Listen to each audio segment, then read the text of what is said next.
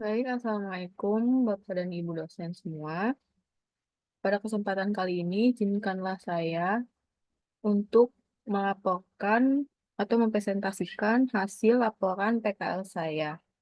Perkenalkan, saya Febri Sutanti yang pada kali ini berkesempatan untuk PKL atau magang di PT Pupuk Indonesia Persero dengan periode 19 Juni sampai dengan 19 Desember 2023. Nah, selanjutnya itu saya akan menjelaskan bahwa saya itu magang di Kompartemen Umum dan Aset pada periode 19 Juni sampai dengan 19 Desember 2023. Pada bab 1 ini, yaitu pendahuluan, saya akan menjelaskan mengenai latar belakang, tujuan PKL, manfaat PKL, tempat PKL, dan proses PKL. Nah, yang pertama itu saya akan menjelaskan mengenai latar belakang diadakannya PKL ini. Jadi ilmu pengetahuan dan teknologi di zaman sekarang itu terus berkembang secara pesat sehingga menuntut semua kalangan untuk terus mengikuti perkembangan tersebut. Nah, hal tersebut tentunya juga dirasakan oleh mahasiswa. Kebutuhan terhadap inovasi yang terus berkembang itu mendorong mahasiswa untuk terus meningkatkan kemampuan serta mengasah keterampilan yang sudah dimilikinya. Nah, Universitas Negeri Jakarta ini sebagai salah satu perguruan tinggi negeri di Indonesia mengharapkan agar lulusannya mampu mengembangkan dan menerapkan kemampuan dan keterampilan yang telah dimilikinya secara profesional sehingga nantinya siap terjun ke dunia kerja. PT Pupuk Indonesia Persero merupakan salah satu perusahaan BUMN yang bergerak di bidang industri pupuk dan bahan kimia. Kegiatan PKL ini merupakan program resmi yang diselenggarakan oleh Forum Human Capital Indonesia atau FHCI dari BUMN yang bernama Magenta atau Magang Generasi Bertalenta. Nah, dengan diadakannya program tersebut diharapkan dapat menciptakan sumber daya atau SDM yang unggul dan berkualitas sehingga dapat bersaing di dunia kerja nantinya. Praktikan berharap dapat mengikuti program PKL ini dengan tujuan untuk menambah serta mengasah keterampilan dan kemampuan yang dimiliki selama perkuliahan serta dapat memperluas relasi dengan banyak orang. Selanjutnya itu saya akan menjelaskan mengenai tujuan dari diadakannya PKL ini. Kegiatan PKL ini merupakan kegiatan yang wajib dilakukan oleh mahasiswa sebagai salah satu syarat kelulusan mata kuliah praktik kerja lapangan. Nah, adapun tujuan dari kegiatan diadakannya itu diantaranya yang pertama, mempraktikkan bagaimana membuat notulen rapat terkait dengan manajemen aset di semua anak perusahaan. Yang kedua itu mempraktikkan bagaimana membuat summary terkait pendapatan aset per tahun dari masing-masing anak perusahaan. Yang ketiga itu mempelajari secara langsung pekerjaan yang berkaitan dengan akuntansi di dunia kerja. Dalam hal ini, praktikan melaksanakan tugas terkait manajemen aset properti. Dan yang terakhir itu untuk mengimplementasikan ilmu yang telah dipelajari saat perkuliahan. Selanjutnya itu saya akan menjelaskan mengenai manfaat dari diadakannya PKL ini. Manfaat yang pertama itu ada bagi praktikan, yang kedua bagi FEUNJ, dan yang ketiga itu bagi perusahaan. Yang pertama itu bagi praktikan, selanjutnya bagi praktikan yang pertama itu manfaatnya praktikan mampu membuat notulen rapat terkait dengan manajemen aset di semua anak perusahaan. Yang kedua itu praktikan mampu membuat summary terkait pendapatan aset per tahun dari anak perusahaan. Yang ketiga, praktikan mampu meningkatkan dan melatih keterampilan, kemampuan, serta pengalaman kerja. Yang keempat, praktikan mampu menambah relasi dengan banyak orang. Yang kelima, menambah ilmu serta wawasan yang tidak didapatkan saat perkuliahan. Dan yang terakhir itu memberikan gambaran mengenai kondisi lingkungan dunia kerja. Selanjutnya itu manfaat bagi Fakultas Ekonomi UNJ. Yang pertama itu menjalin kerjasama yang baik antara UNJ dengan perusahaan yang menjadi tempat PKL mahasiswa, yaitu khususnya di sini di PT Pupuk Indonesia Persero. Apalagi terlebih bagi program studi S1 akuntansi. Dan yang kedua itu menghasilkan lulusan yang siap untuk terjun dalam dunia kerja nantinya dan mampu bersaing dengan pekerja profesional lainnya. Selanjutnya itu manfaat bagi perusahaan. Yang pertama untuk memperkenalkan dan merepresentasikan citra perusahaan. Yang kedua itu membantu untuk meringankan pekerjaan karyawan perusahaan. Yang ketiga membantu menunjang kinerja perusahaan dengan lebih cepat terselesaikan. Dan yang keempat itu menjalin hubungan baik dengan FEUNJ dalam hal pencarian tenaga kerja yang kompeten dan profesional khususnya dalam bidang akuntansi. Nah, selanjutnya saya akan menjelaskan mengenai tempat pelaksanaan PKL. Kegiatan PKL ini dilaksanakan di salah satu perusahaan BUMN, yaitu PT Pupuk Indonesia Persero. Perusahaan ini merupakan perusahaan yang bergerak di bidang industri pupuk dan bahan kimia. Dalam PKL ini, praktikan ditempatkan pada kompartemen umum dan aset dengan nama perusahaan PT Pupuk Indonesia Persero yang beralamat di Jalan Taman Anggrek nomor 2, RW 8, Kemanggisan, Jakarta Barat. Dengan nomor telepon yang tertera, email, serta website yang ada di PowerPoint. Selanjutnya, proses pelaksanaan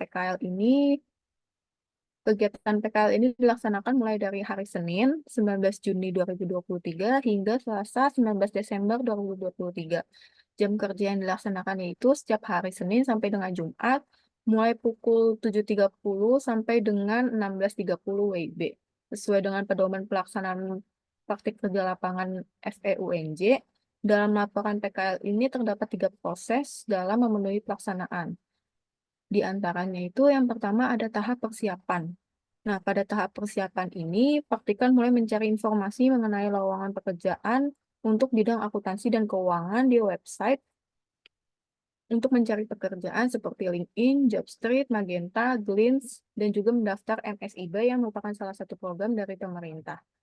Nah, pada tanggal 5 Juni 2023, praktikan mendapatkan email dari PT Pupuk Indonesia yang menyatakan bahwa lolos tahap pemberkasan dan diminta kesediaannya untuk mengikuti interview dengan user pada tanggal 6 Juni 2023. Kemudian pada tanggal 9 Juni 2023, praktikan kembali dihubungi oleh pihak PT Pupuk Indonesia Persero dan dinyatakan diterima untuk melakukan program magang. Tahap yang kedua itu tahap pelaksanaan.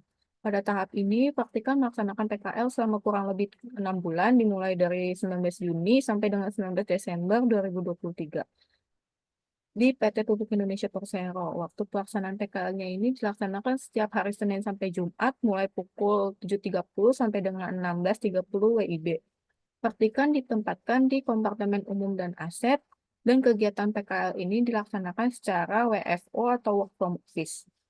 Dan tahap yang terakhir itu ada tahap penyusunan laporan. Pada tahap pelaporan ini, praktikan melakukan penulisan dan penyusunan laporan PKL yang dilaksanakan dari periode 19 Juni sampai dengan 19 Desember 2023 dalam rangka menyelesaikan mata kuliah PKL sebanyak 20 SKS dan sebagai salah satu syarat untuk mendapatkan gelar sarjana. Data untuk penyusunan laporan PKL ini diperoleh dari tempat praktikan bekerja dengan melampirkan berkas dan data terkait, seperti plat transkrip nilai, CV, logbook harian, serta lembar penilaian PKL.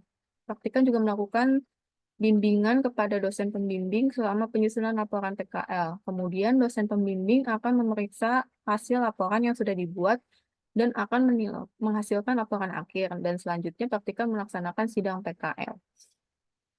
Selanjutnya, saya akan menjelaskan mengenai bab 2, yaitu tinjauan umum tempat PKL yang terdiri dari profil perusahaan, struktur organisasi perusahaan, dan bidang usaha perusahaan.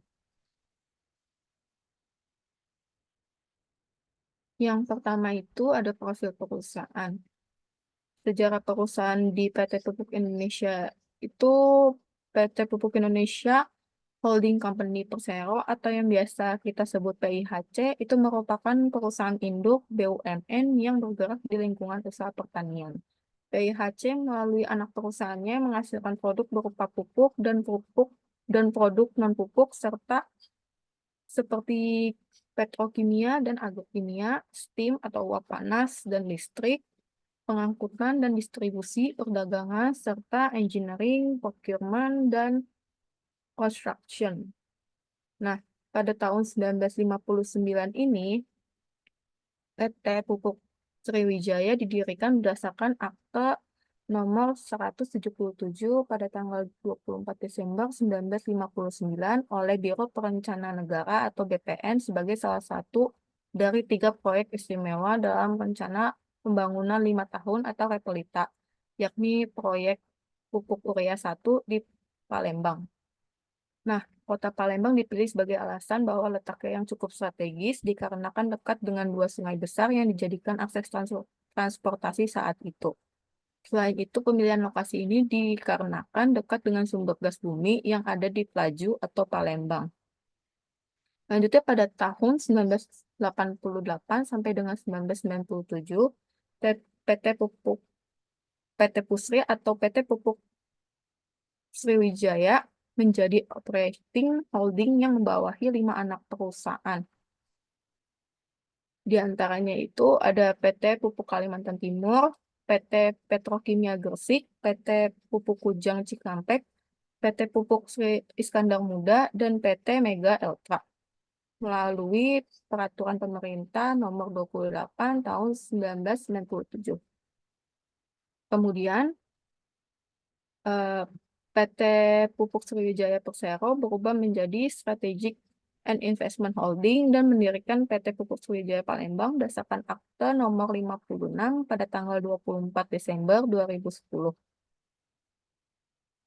Selanjutnya pada tanggal 3 April 2012 berdasarkan Akte Nomor 3 Kementerian BUMN mengganti nama PT Pupuk Sriwijaya Persero dengan meresmikan PT Pupuk Indonesia Persero sebagai nama induk perusahaan pupuk yang baru, serta melakukan perubahan anggaran dasar perusahaan. Selanjutnya, saya akan menjelaskan mengenai anak perusahaan atau struktur holding yang ada di PT Pupuk Indonesia. Terdapat 10 anak perusahaan yang berada di bawah naungan PIHC, yaitu ada PT Petrokimia Gresik atau PKG, yang melakukan bidang industri, perdagangan, dan jasa di bidang perpupukan, petrokimia, agroindustri, dan kimia lainnya.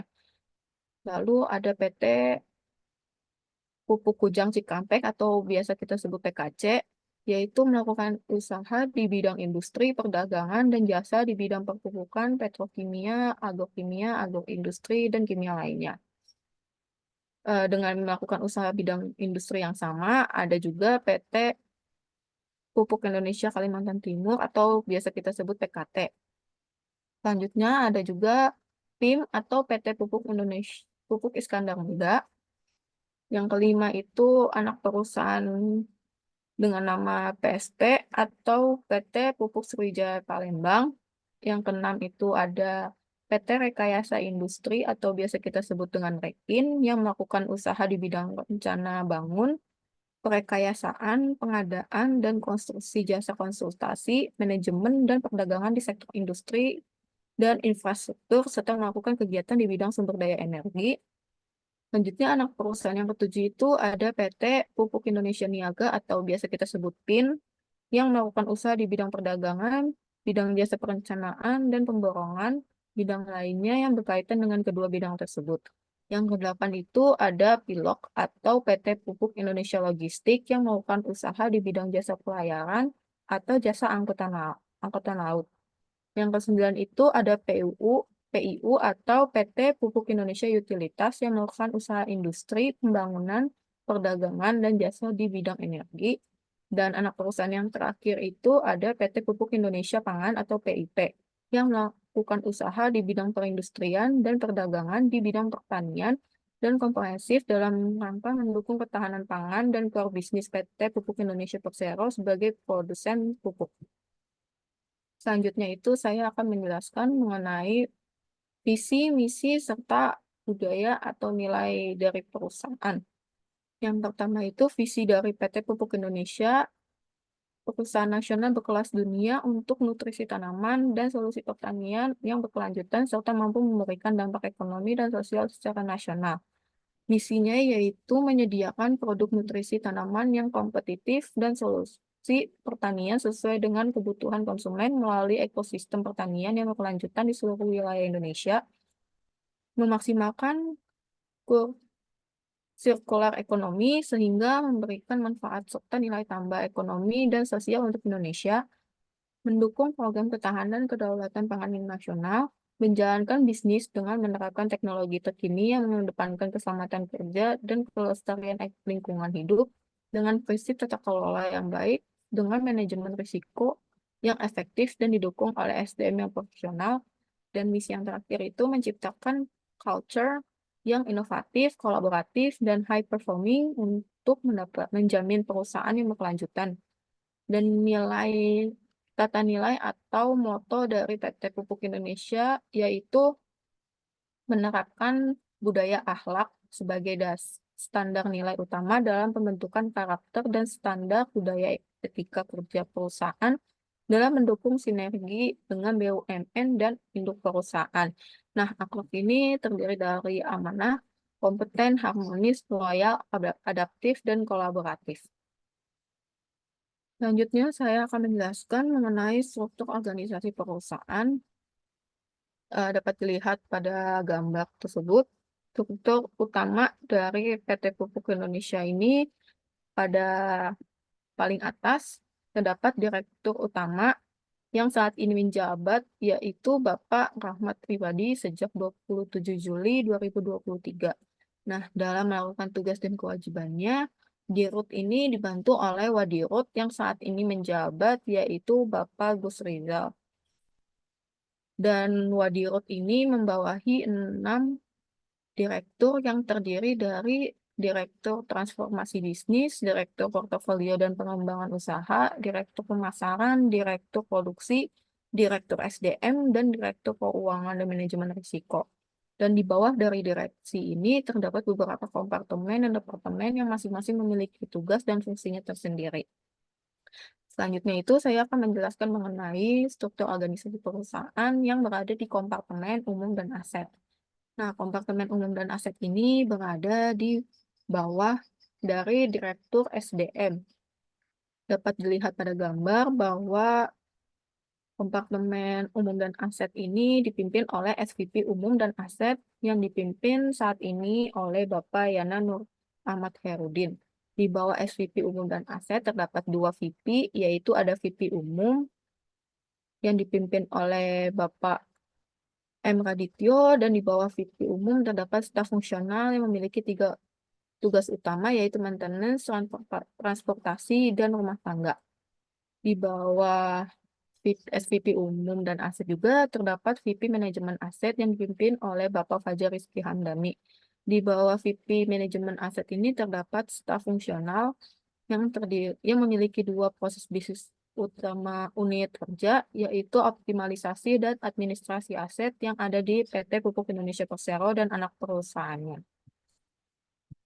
Selanjutnya itu saya akan menjelaskan mengenai bidang usaha dari PT Pupuk Indonesia. Nah, PT Pupuk Indonesia ini adalah BUMN yang melaksanakan kegiatan usaha utama dan kegiatan penunjang. Dari kegiatan utamanya itu ada perdagangan yang menyelenggarakan kegiatan distribusi dan perdagangan pada umumnya, termasuk ekspor, impor lokal, dan bahan baku, bahan penolong, atau bahan pembantu, peralatan produksi di bidang perpupukan, petrokimia, agroindustri, dan kimia lainnya. Kegiatan utamanya juga ada jasa pengelolaan perusahaan dan jasa konsultasi manajemen. Dan selain itu ada juga jasa lainnya, yaitu melaksanakan studi penelitian, pendidikan, pengembangan desain, engineering, pengantongan atau bagging station, konstruksi manajemen, pengoperasian pabrik, perbaikan, reparasi, pemeliharaan, konsultasi, kecuali untuk konsultasi bidang hukum dan jasa teknik lainnya dalam sektor industri pupuk, petrokimia, industri kimia lainnya, serta jasa dalam bidang pertanian dan perkebunan. Nah, selain kegiatan utama tadi, ada juga kegiatan penunjang yang terdiri dari bidang angkutan, ekspedisi, dan pergudangan, yaitu pengangkutan menjalankan kegiatan-kegiatan usaha dalam bidang angkutan, ekspedisi, dan pergudangan, serta kegiatan lainnya yang merupakan sarana perlengkapan guna melancarkan dan melaksanakan kegiatan-kegiatan usaha tersebut. Dan selain itu juga ada melaksanakan penugasan pemerintah sesuai dengan prinsip-prinsip pengelolaan perusahaan dan peraturan perundang-undangan. Selanjutnya saya akan menjelaskan pada bab 3 ini, yaitu pelaksanaan PKL. Ada proses pelaksanaan, kendala yang dihadapi, cara mengatasi kendala, kesenjangan teori dan praktik, serta kontribusi praktikan. Yang pertama itu saya akan menjelaskan mengenai proses pelaksanaannya.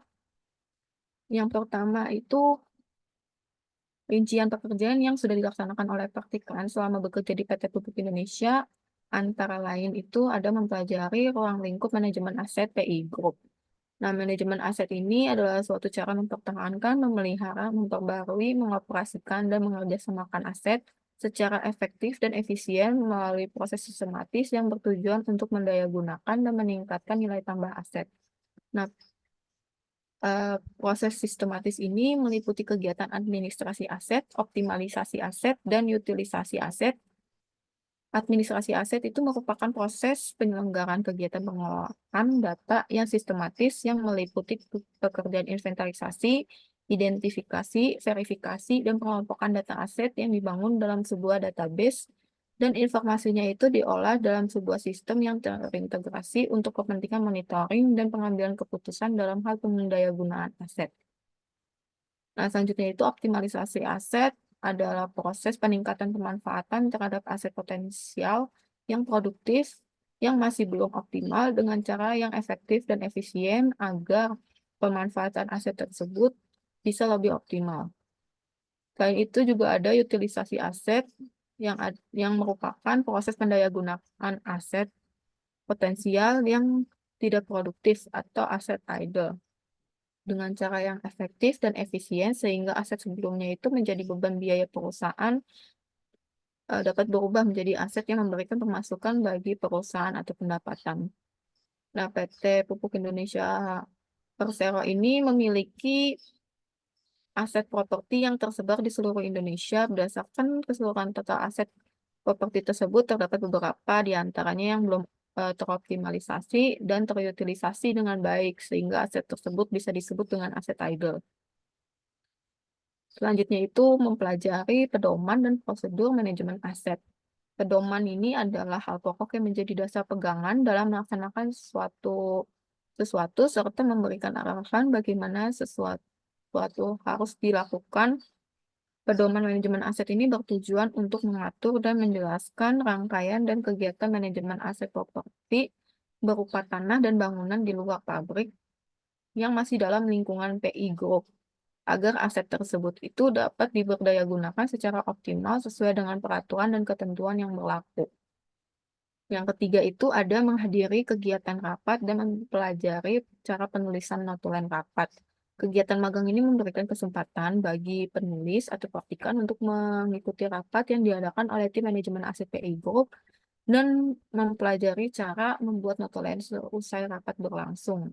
Beberapa notulen yang telah dibuat itu diantaranya ada rapat klarifikasi data aset non-produktif PI Group, rapat manajemen aset PI Group dari bulan Juli sampai dengan bulan Desember 2023, rapat tindak lanjut peralihan administrasi perjanjian sewa atau novasi di Gedung Kalibata, dan lainnya. Yang keempat itu ada administrasi. Nah, pekerjaan pada bagian administrasi unit kerja aset untuk membantu pekerjaan dari staf aset dan pada bagian umum untuk membantu pekerjaan di bagian umum. Pekerjaan itu diantaranya selanjutnya ada rekap pendapatan dan biaya aset dari anak perusahaan.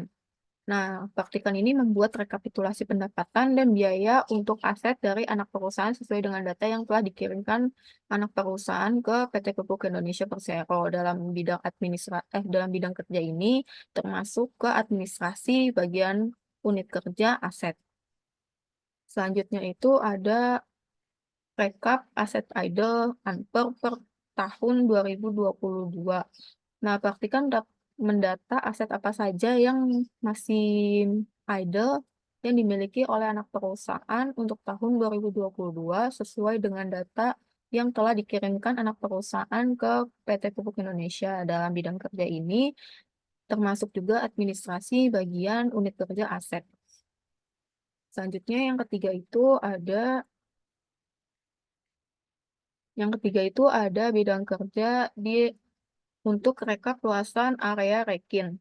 Nah, pada bagian ini praktikan membuat rekapitulasi luasan area yang disewakan pada gedung PT Rekayasa Industri dengan nilai sewa per meter per bulan dan masuk ke administrasi unit kerja aset. Selanjutnya itu ada bidang kerja membuat draft surat pembayaran. Nah, pada bidang kerja ini, praktikan membuat surat request ini dengan menggunakan format yang telah disediakan. Praktikan harus membuat isi surat dengan memperhatikan tujuan perihal dan tanggal dilakukannya perihal tersebut. Pada bidang kerja ini, praktikan membantu administrasi pada bagian unit kerja umum.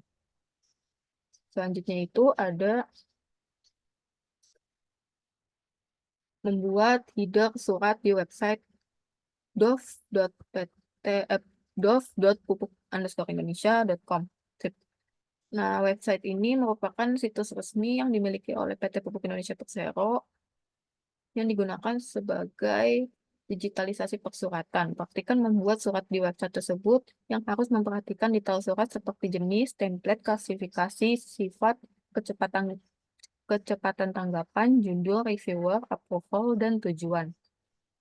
Selanjutnya itu ada contoh dari surat yang telah dibuat oleh praktikan. Selanjutnya, nah, contoh surat yang telah dibuat oleh praktikan itu ada isi surat izin prinsip tenaga kerja yang akan diajukan ke Direktur SDM. Selanjutnya ada juga contoh surat yang telah dibuat oleh praktikan, yaitu surat garansi atau GL untuk memesan ruang rapat di hotel atau di tempat lainnya selain di area kerja di PT Pupuk Indonesia Persero. Selanjutnya itu ada bidang kerja rekap exceeded budget. Nah, exceeded budget itu merupakan budget yang dimiliki oleh Departemen Umum dengan klasifikasi cost center yang tertera dengan memperhatikan mengisi kolom nomor, memo, vendor, deskripsi, nominal, account, dan cost center sesuai dengan surat dan invoice yang telah diterima. Pada bagian bidang kerja ini membantu administrasi unit kerja umum. Selanjutnya itu ada bidang kerja tagihan untuk menghitung atau merekap tagihan SPD dan biaya operasional. Nah, pada bagian kerja ini melakukan pengecekan ulang terhadap nominal tagihan surat perjalanan dinas dan biaya operasional yang digunakan oleh PT Pupuk Indonesia untuk melakukan perjalanan dinas dan biaya transportasi. Bukti pembayaran dikumpulkan untuk dilakukan reimburse ke Departemen Umum. Selanjutnya itu ada bidang kerja perhitungan kenaikan gaji outsourcing tahun 2023 dan 2024. Kenaikan gaji yang diperhitungkan itu sesuai dengan kenaikan upah minimum provinsi atau UMP di Jabodetabek pada tahun 2023 dan 2024. Nah, gaji outsourcing itu diperhitungkan antara lain office boy, cleaning service, gardener, security, driver, dan maintenance. Nah, selanjutnya itu saya akan menjelaskan mengenai kendala yang dihadapi. Selama melaksanakan PKL di PT PI, praktikan itu banyak mendapatkan pengetahuan dan pengalaman baru. Namun dalam melakukan kegiatan PKL-nya itu terdapat beberapa kendala yang dihadapi. Di antaranya itu, yang pertama itu tidak adanya standar operasional prosedur atau SOP yang diberikan kepada praktikan, sehingga menyebabkan tidak adanya kejelasan mengenai pembagian pekerjaan yang harus dilaksanakan oleh praktikan. Nah, yang kedua itu banyak istilah baru yang belum pernah praktikan ketahui maupun pelajari saat perkuliahan mengenai manajemen aset, sehingga menyebabkan terhambatnya pekerjaan yang sedang dikerjakan. Dan yang terakhir itu tidak adanya pekerjaan tetap untuk praktikan, sehingga praktikan itu harus selalu menanyakan pekerjaan apa yang dapat dikerjakan, namun staf itu selalu menjawab belum ada yang dapat dikerjakan. Lanjutnya itu saya akan menjelaskan mengenai cara mengatasi kendala yang dialami praktikan selama melaksanakan kegiatan PKL ini. Beberapa solusinya itu diantaranya yang pertama praktikan menyusun sendiri SOP, standar pekerjaan yang akan dilakukan, di mana pekerjaan atau tugas yang disusun itu masih dalam lingkup tanggung jawab praktikan. Yang kedua itu, praktikan harus mempelajari lebih banyak mengenai istilah mengenai manajemen aset yang belum pernah dipelajari, serta lebih sering bertanya mengenai tugas yang belum dipahami kepada karyawan. Dan yang terakhir itu, praktikan harus lebih aktif bertanya mengenai ada atau tidaknya pekerjaan yang dapat dikerjakan kepada karyawan aset dan umum. Jika belum ada pekerjaan yang dapat dikerjakan, praktikan dapat bertanya kepada karyawan umum tadi, atau mengisi waktu dengan mempelajari hal baru, mengerjakan tugas kuliah, atau lainnya. Selanjutnya itu, saya akan menjelaskan mengenai kesenjangan teori dan praktik.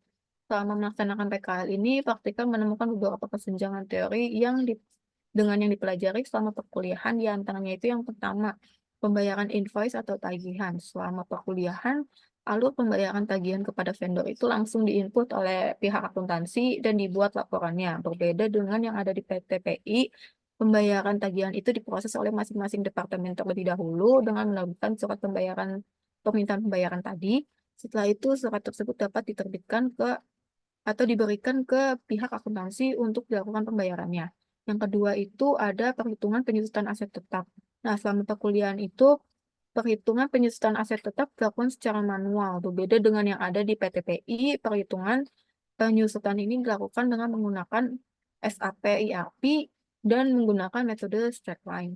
Yang sama dengan di perkuliahan, yang terakhir itu penggunaan akun untuk pembayaran tagihan. Selama perkuliahan, akun yang digunakan untuk melakukan penjurnalan hanya satu, seperti misalnya akun cash itu 101.